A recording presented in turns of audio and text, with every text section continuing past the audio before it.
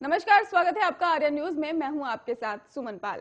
राष्ट्रीय राजधानी दिल्ली में लगातार बढ़ते प्रदूषण को देखते हुए केंद्र सरकार के पैनल के दिल्ली एनसीआर के सभी स्कूल कॉलेज बंद करने का फैसला लिया है। साथ ही अगले आदेश तक ऑनलाइन क्लास की जाने की बात की है। इसके साथ ही दिल्ली में गैर जरूरी ट्रकों की एंट्री पर बैन लगाने का भी फैसला लिया गया है।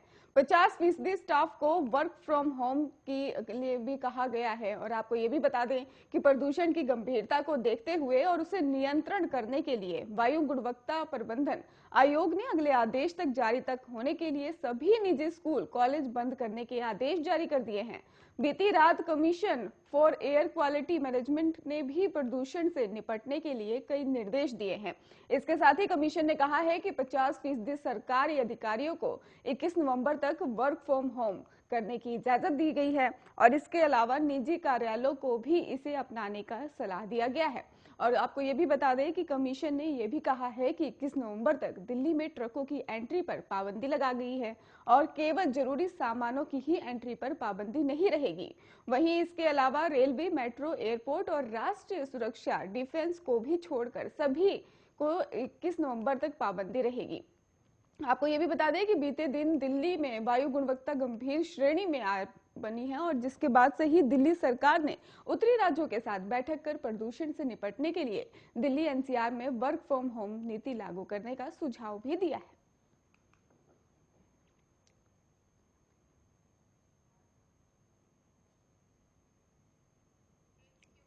जनजातीय महासम्मेलन में अपने संबोधन में मध्य प्रदेश के मुख्यमंत्री शिवराज सिंह चौहान ने ऐलान किया कि जनजातीय समुदाय पर कर्ज दर्ज छोटे प्रकरण वापस लिए जाएं और ग्राम सभाओं को अधिक अधिकारी देकर सख्त बनाया जाए। राशन आपके द्वार योजना के तहत प्रधानमंत्री जो राशन देते हैं उसे गांव-गांव भेज दिया जाए और गाड़ी भी सरकार की नहीं, आदिवासी नौजवान की होगी। बैंक से सरकार अपनी गारंटी पर ऋण प्रकरण स्वीकृत कराएगी। और आपको ये भी बता दें कि 37 लाख व्यक्तियों को राशन के लिए पात्रता पर्ची भी मिलेगी और मोदी राज में कोई गरीब भूखा नहीं सोएगा। प्रधानमंत्री आवास योजना के तहत आवास दिए जा रहे हैं पर परिवार बड़ा होने से समस्या आ रही थी। इसे देखते हुए मुख्यमंत्री भू आवासीय अधिकार योजना बनाई है। इसमें निःशुल्क भूखंड दिए जाएंगे।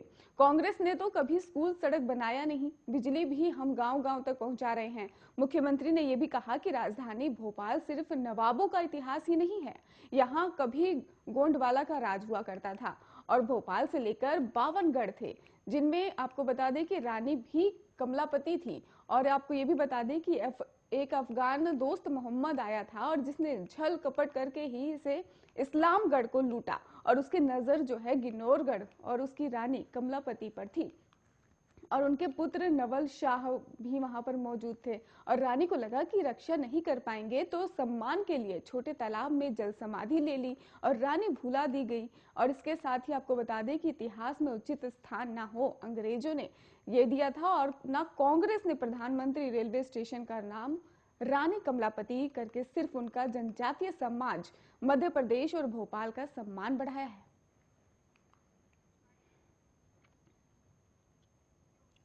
साइबर सेल लगातार अपराध और अपराधियों का पर्दाफाश करने में लगा रहता है।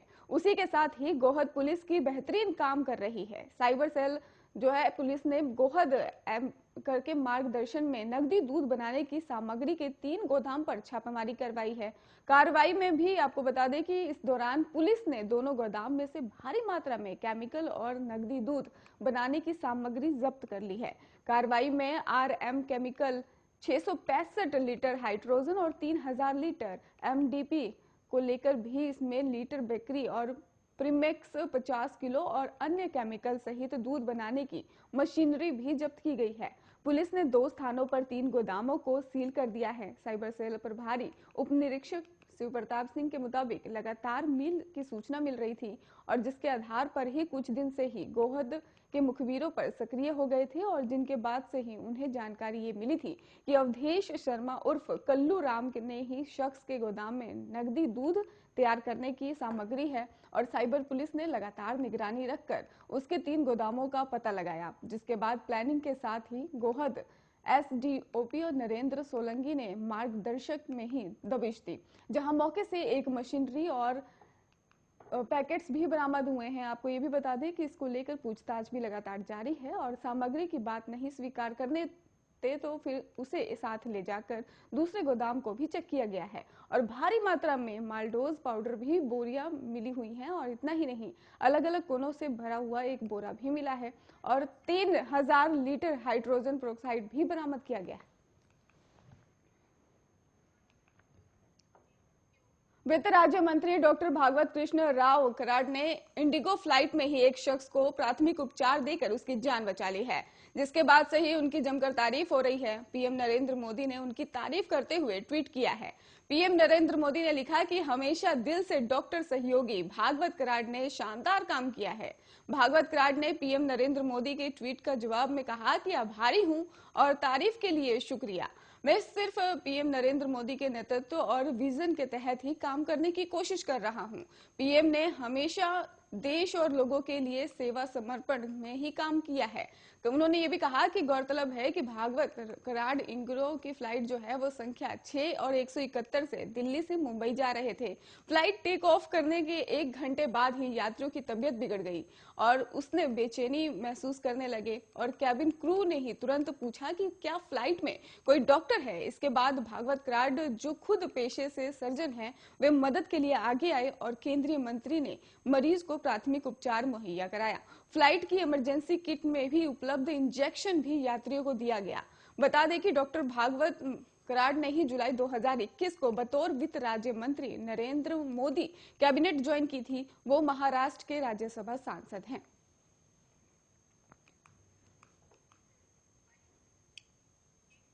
इंदौर में बाल सुधार गृह की खिड़की तोड़कर 6 किशोर भाग गए हैं और हीरानगर पुलिस ने इनकी तलाश शुरू कर दी है। 3 दिन से अब तक किसी को भी पकड़ा नहीं जा सका है। मामला शनिवार का बताया जा रहा है। हीरानगर पुलिस थाना क्षेत्र में वीमा अस्पताल के पास बने बाल सुधार गृह में खिड़की की ग्रिल उखाड़कर 6 किशोर भाग गए हैं। रविवार को अधिकारियों ने हीरानगर पुलिस थाने में केस दर्ज करवाया है। पुलिस ने बस स्टैंड, रेलवे स्टेशन और अन्य स्थानों पर पड़ताल की है पर कोई नहीं मिला है। ये किशोर खंडवा, राजपुरा और बड़ानी, देवास, रतलाम और इंदौर निवासी बताए जा रहे हैं। बाथरूम की खिड़की की ग्रिल उखाड़कर ये वहां से फरार हुए हैं। ऐसा नहीं है कि बाल सुधार गृह से पहली बार किशोर भागे हों। इससे पहले 2019 में भी 8 किशोर खिड़की तोड़कर भाग निकले थे। इसके पहले भी इस तरह के मामले सामने आते रहे हैं और इसके बाद भी बाल सुधार गृह की सुरक्षा को प्रशासन ने गंभीरता से नहीं लिया है। उस समय भागने वाले बच्चों में 3 किशोर भिंड और धार के थे। ऊंचाई वाले पहाड़ों पर हुई बर्फबारी का असर दिल्ली, एनसीआर सहित उत्तर भारत के मैदानी इलाकों पर भी दिखाई देने लगा है। यहाँ ठंड बढ़ने लगी है। भारतीय मौसम विज्ञान के मुताबिक अगर बात की जाए तो आने वाले दिनों में ठंड बढ़ने की आशंका जताई जा रही है और अगले कुछ दिनों में न्यूनतम और अधिकतम दोनों ही तापमान घट सकते हैं। वहीं मौसम विभाग का पूर्वानुमान है कि दिल्ली में 19 से 25 के बीच बारिश हो सकती है, जिससे जाहिर है कि सर्दी बढ़ेगी। वहीं इसके अलावा दक्षिण के कुछ राज्यों में बिजली कड़कने की भी बारिश हो सकती है और इसके साथ ही मौसम विभाग ने ऐसा कहा है कि ऐसे में जानते हैं कि आज यानी कि 17 नवंबर को मौसम कैसा रहने वाला है। इसके लिए मौसम विभाग के अनुसार दिल्ली में आज न्यूनतम तापमान 9 डिग्री सेल्सियस और अधिकतम तापमान 26 डिग्री सेल्सियस रहने का अनुमान है। वहीं हल्का कोहरा भी देखा जा सकता है। उत्तर प्रदेश के लखनऊ में न्यूनतम तापमान की बात की जाए तो 13 डिग्री सेल्सियस और अधिकतम तापमान 28 डिग्री सेल्सियस रहने का अनुमान है। सुबह के वक्त कोहरा और बादल भी देखे जा सकते हैं। ऐसा कई जिलों में देखने को मिल सकता है। वहीं उत्तराखंड के आज मौसम साफ रहने का अनुमान जताया गया है। ज्यादातर जगहों पर आसमान साफ रहेगा। वहीं देहरादून में भी न्यूनतम तापमान 11 डिग्री सेल्सियस और अधिकतम तापमान 26 डिग्री सेल्सियस रहने का अनुमान है। आसपास के बात की जाए अगर शहरों की तो आसमान साफ रहने वाला है और आईएमडी के अनुसार मध्य प्रदेश और महाराष्ट्र और तेलंगाना में तूफान जो है बिजली कड़क सकती है और इसके साथ ही ये भी कहा गया है कि आंध्र प्रदेश के तटीय इलाकों में भारी बारिश हो सकती है। तमिलनाडु के इलाकों में, कर्नाटक के कई हिस्सों में भी, पुडुचेरी में भी तूफान के साथ बारिश होने का अलर्ट जारी कर दिया गया है। केरल में भी बारिश हो सकती है। जम्मू कश्मीर की शीतकालीन राजधानी जम्मू में ही आज से रात्रिकालीन कर्फ्यू का भी कहा जा रहा है कि लग सकता है। दरअसल क्षेत्र में कोविड-19 संक्रमण दर में वृद्धि होने के कारण नाइट कर्फ्यू लगाए जाने का फैसला लिया गया है। जिले के एक शीर्ष जिलाधिकारी ने ये जानकारी दी है। जिलाधिकारी अंकुश ने ये कहा है कि मंगलवार को उन्होंने साफ तौर पर कह दिया कि प्रतिबंधों का उल्लंघन करने वालों के खिलाफ कड़ी कार्रवाई होगी और जम्मू में संक्रमण दर में वृद्धि के मद्देनजर ही जिला आपदा प्रबंधन प्राधिकरण ने भी 17 नवंबर से रात 10 बजे से सुबह 6 बजे तक रात्रि कर्फ्यू का कहा है। और इसके साथ ही जम्मू कश्मीर के कोरोना आंकड़ों पर नजर डालें तो ये आंकड़ा 3,34,000 के पार पहुंच गया है। वहीं अब तक 4,453 लोगों की कोरोना के चलते मौत भी हो गई है। वहीं प्रतिदिन यह आंकड़ा बढ़ता ही जा रहा है, जिसको देखते हुए जम्मू में 17 नवंबर से नाइट कर्फ्यू लगाने का फैसला लिया गया है। बता दें कि इससे पहले उपराज्यपाल मनोज सिन्हा ने कोविड के बढ़ते मामलों को देखते हुए कोविड उपयुक्त व्यवहार पर सख्ती बरतने के निर्देश भी दिए थे। उन्होंने कहा था कि प्रभावित इलाकों में कोरोना कर्फ्यू लगाने का प्रावधान होगा, साथ ही बढ़ते मामलों से निपटने के लिए रणनीति पर भी काम किया जाएगा।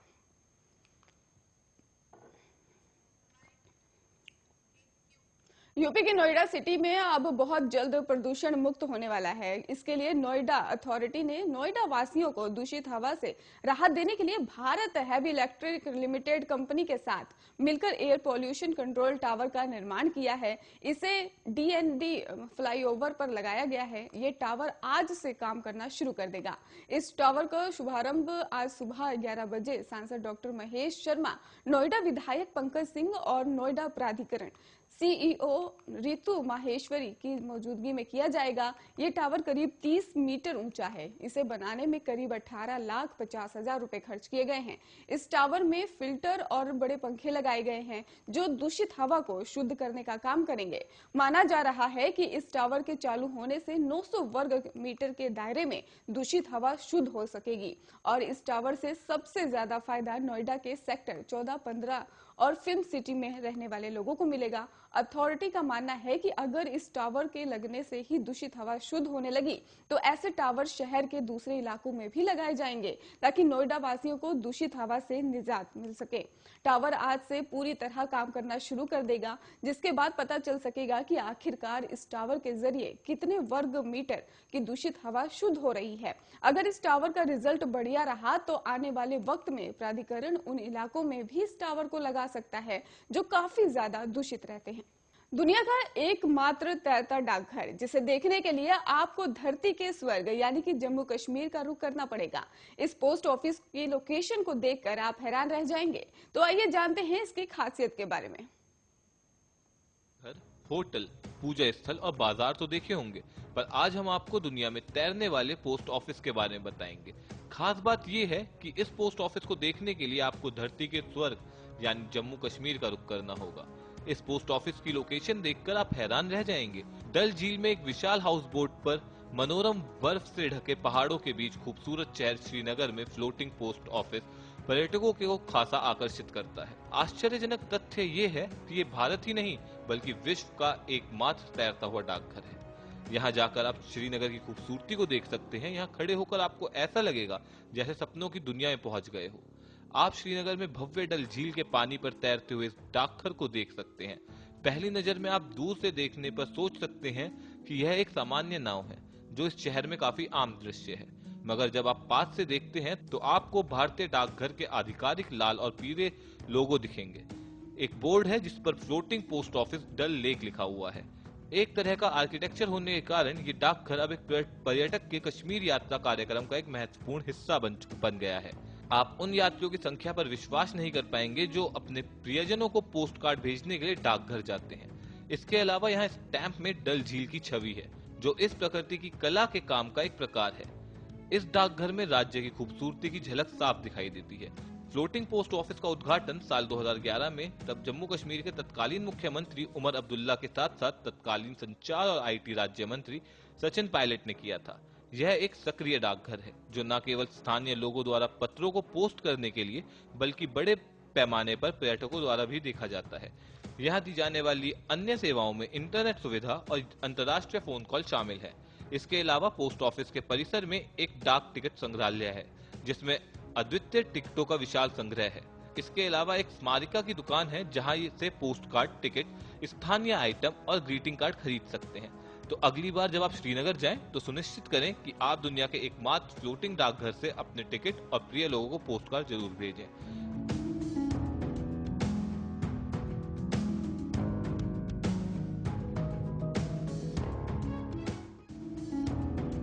खबरों का सिलसिला लगातार जारी है, आप जुड़े रहिए आर्य न्यूज के साथ।